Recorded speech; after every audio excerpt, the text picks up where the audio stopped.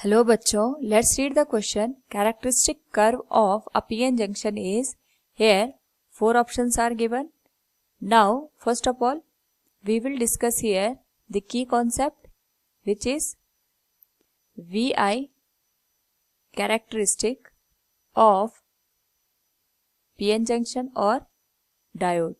Now, अगर हम बात करें यहाँ पे जो PN जंक्शन है या डायोड है, वो अगर हम बाइसिंग की बात करें तो दो तरीके से काम करता है. एक वो काम करता है फॉरवर्ड बाइसिंग में और दूसरा वो काम करता है इन रिवर्स बाइसिंग में. तो सबसे पहले हम इनकी वर्किंग को समझते हैं. जब भी हम पीएन जंक्शन की बात करते हैं यहाँ पे इन फॉरवर्ड बाइसिंग, तो यहाँ पे जो डिप्लीशन लेयर होती है उसको ओवरकम करने के लिए हम एक्सटर्नली सोर्स का यूज करते हैं. उस केस में हम यहाँ पे P को पॉजिटिव टर्मिनल से और जो N है उसको नेगेटिव टर्मिनल के साथ कनेक्ट करते हैं.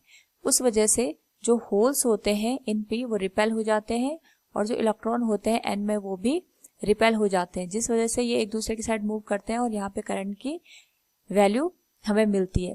तो जब तक हम यहाँ पे जो ये पोटेंशियल बैरियर डिप्लीशन लेयर की वजह से जनरेट हुआ है, तब तक अगर हम उससे ज़्यादा की वैल्यू यहाँ पे अप्लाई ना करें तब तक हमें करंट यहाँ पे नहीं मिलेगा. तो सपोज यहाँ पे जो सिलिकॉन होता है उसके लिए जो पोटेंशियल बैरियर की वैल्यू होती है 0.7 वोल्ट होती है. तो अगर हम यहाँ पे जो एक्सटर्नल सोर्स है वो 0.7 वोल्ट से कम की वैल्यू को रख दें, उस पर्टिकुलर केस में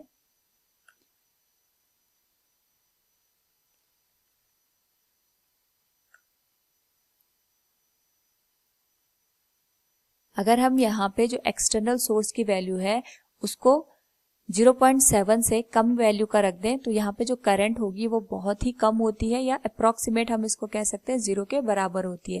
लेकिन जैसे V की वैल्यू 0.7 वोल्ट से ज़्यादा होती है, जो करंट होता है वो एक्सपोनेंशियली इंक्रीज होने लग जाता है. तो अगर हम इसको ग्राफ में शो करें तो this will look like this. ये हो गया करंट इन मिली एम्पियर और ये होगी पोटेंशियल.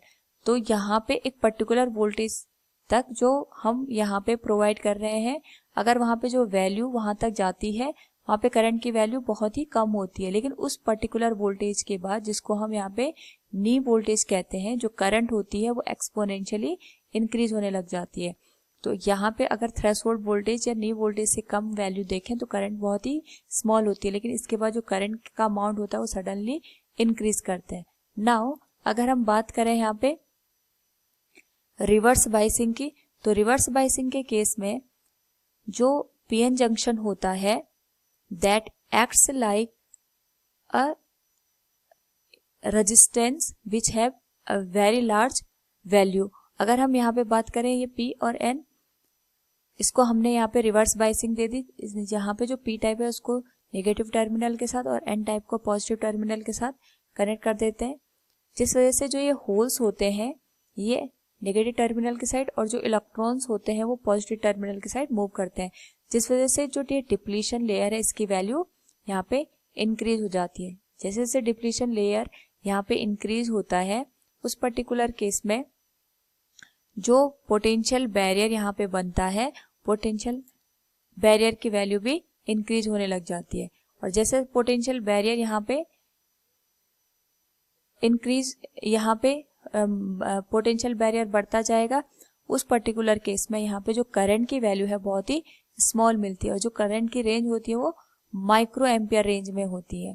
नाउ अगर हम बात करें as we increase external voltage for a certain limit, जिसको हम कहते हैं यहाँ पे ब्रेक डाउन वोल्टेज, उस पर्टिकुलर केस में यहाँ पे जितने भी कोवेलेंट बॉन्ड हो जाते हैं वो टूट जाते हैं और जो यहाँ पे जो इलेक्ट्रॉन और होल होते हैं उनकी वजह से सडनली करंट का एक राइज हो जाता है और इस वोल्टेज को हम कहते हैं यहाँ पे ब्रेक डाउन वोल्टेज.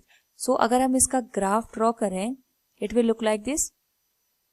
यहाँ पे ये हो गई करंट जो कि माइक्रो एम्पियर रेंज में हमें मिलेगी. स्टार्टिंग में जैसे जैसे वोल्टेज की वैल्यू को हम बढ़ाएंगे करंट बहुत ही स्मॉल मिलती है, लेकिन एक सर्टेन वोल्टेज के बाद जो करंट होता है वो सडनली राइज कर जाता है, क्योंकि यहाँ पे जो कोवेलेंट बॉन्ड है वो टूट जाते हैं और उस वजह से बहुत सारे इलेक्ट्रॉन होल पेयर हमें मिलते हैं, जिससे करंट की वैल्यू बहुत ज़्यादा इंक्रीज हो जाती है. अगर हम दोनों कंडीशन को यहाँ पे देखें और यहाँ पे जो गिवन ऑप्शन है उनसे कंपेयर करें तो जो पहला ग्राफ है वो दोनों कंडीशन को यहाँ पे सेटिस्फाई करता है. So we can say here option A will be the correct answer. Hope all you understood it. Thank you and best of luck.